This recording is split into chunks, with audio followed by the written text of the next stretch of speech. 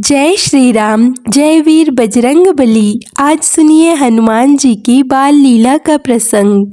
एक बार की बात है, हनुमान जी को कुटिया में लिटाकर माता अंजनी कहीं बाहर चली गई।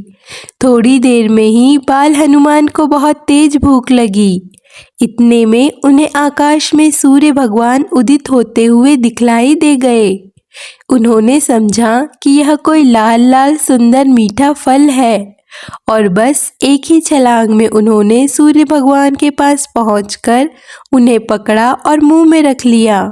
सूर्य ग्रहण का दिन था। सूर्य को ग्रसने के लिए राहु उनके पास पहुंच रहा था।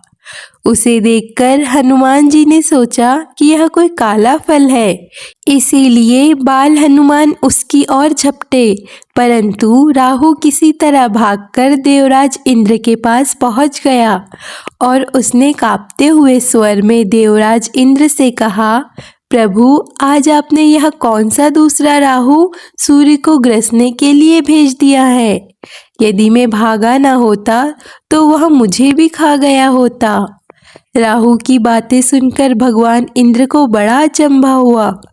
वह अपने सफेद रंग के ऐरावत हाथी पर सवार होकर हाथ में वज्र लेकर बाहर निकले तो उन्होंने देखा कि एक वानर बालक सूर्य को अपने मुंह में दबाए आकाश में खेल रहा है। हनुमान जी ने भी ऐरावत पर सवार इंद्र को देखा। उन्होंने समझा कि यह भी कोई खाने लायक सफेद फल है, तो वह उस पर झपट पड़े। यह देखकर देवराज इंद्र बहुत ही क्रोधित हो उठे।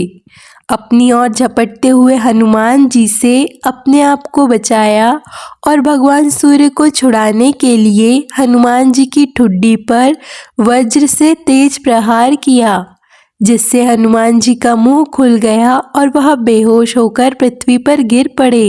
हनुमान जी के गिरते ही उनके पिता पवन देव वहां पहुंच गए। अपने बेहोश बालक को उठाकर उन्होंने छाती से लगा लिया। माता अंजनी भी दौड़ती हुई आ पहुंची। हनुमान जी को बेहोश देखकर वह रोने लगी। पवन देव ने क्रोध में आकर अपना प्रवाह ही बंद कर दिया। हवा के रुक जाने के कारण तीनों लोकों के सभी प्राणी व्याकुल हो उठे तथा पशु पक्षी बेहोश हो होकर गिरने लगे। पेड़ पौधे और फसलें कुम्हाने लगी। तब इंद्र सहित सभी देवताओं को लेकर ब्रह्मा जी स्वयं पवन देव के पास पहुँचे। उन्होंने अपने हाथों से छूकर हनुमान जी को जीवित करते हुए पवन देव से कहा, पवन देव, आप तुरंत अपना प्रवाह शुरू करें। वायु के बिना हम सब लोगों के प्राण संकट में पड़ गए हैं। यदि आपने प्रवाहित होने से जरा भी देर की तो तीनों लोकों के प्राणी मौत के मुंह में चले जाएंगे। आपके इस बालक को आज सभी देवताओं की ओर से वरदान प्राप्त होगा। ब्रह्मा जी की बात सुनकर सभी देवताओं ने कहा, आज से इस बालक पर किसी प्रकार के अस्त्र शस्त्र का कोई प्रभाव नहीं पड़ेगा। इंद्र ने कहा, मेरा वज्र का प्रभाव भी इस पर नहीं पड़ेगा। इसकी ठुड्डी वज्र से टूट गई है, इसीलिए इनका नाम आज से हनुमान होगा। ब्रह्मा जी ने कहा, वायुदेव, आपका यह पुत्र बल बुद्धि विद्या में सबसे बढ़ चढ़कर होगा।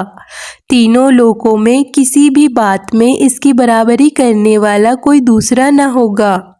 यह भगवान राम का सबसे बड़ा भक्त होगा।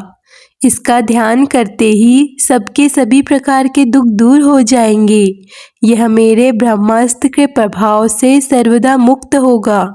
वरदान से प्रसन्न होकर तथा ब्रह्मा जी एवं देवताओं की प्रार्थना सुनकर वायुदेव ने पहले की तरह बहना शुरू कर दिया। तीनों लोकों के प्राणी प्रसन्न हो उठे। तो ये था बाल हनुमान का प्रसंग। इसी तरह की और भी कथाओं प्रसंगों के लिए चैनल को सब्सक्राइब कर लीजिए और आज की वीडियो आपको अच्छी लगे तो वीडियो को लाइक कर दीजिए। जय श्री राम, जय वीर बजरंगबली।